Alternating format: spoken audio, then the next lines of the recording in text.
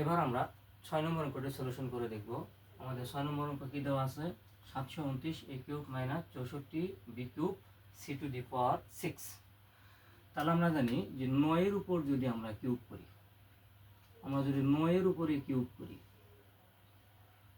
9a, এটার উপর cube করলে কত হবে আমাদের? 729 a cube minus 4b c square, এটার উপরে কিউব।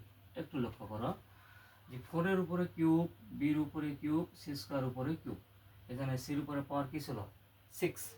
তাহলে আমরা এই সির উপরে স্কোয়ার আর এই কিউব যদি আমরা গুণ করে দিই তাহলে কত হবে?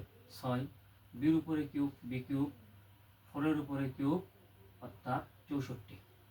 তাহলে আমাদের এইটা এই 4b সি স্কোয়ার এটা এবং এটা আমাদের কি থাকলো? একই থেকে গেল। তাহলে আমরা একটা সূত্র পেলাম যে a cube minus B cube. তাহলে এখানে a বলতে কত? 9a, এবং b বলতে কত? এখানে 4b C square, 4b C square. তাহলে আমরা লিখবো যে a মাইনাস বি, তাহলে a মাইনাস বি, বি বলতে 4b সি স্কোয়ার। ওকে, তারপরে a square, a square plus A B.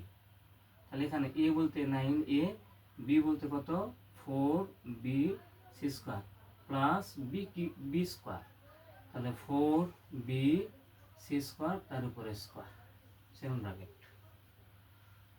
ওকে, তাহলে আমি আবার সূত্রটা আবার বলতেছি, দেখো লক্ষ্য করো আমাদের কি ছিল? a cube minus B cube. তো a cube minus B cube সূত্র কি আমাদের? a minus B into A square plus A B plus B square. আশা করি বুঝতে পেরেছ।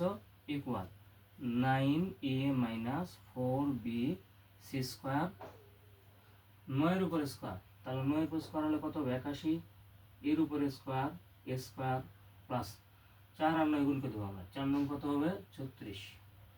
এ বি সি আমরা গুণ করে দেবো, তাহলে কত হবে আমাদের? A B C square plus 4 এর উপরে স্কোয়ার, তাহলে কত হবে? 16, বির উপরে স্কোয়ার কত হবে? তাহলে বি স্কোয়ার, সির উপরে স্কোয়ার তার উপরে স্কোয়ার, মানে এই পাওয়ার গুণ করে দেবো আমরা, স্কোয়ার স্কোয়ার গুণ করে দেবো, তাহলে কত হবে? সি টু দি পাওয়ার 4। তাহলে এটা আমাদের অ্যান্সার। আশা করি এই অঙ্কটা তোমরা বুঝতে পেরেছো সুন্দরভাবে।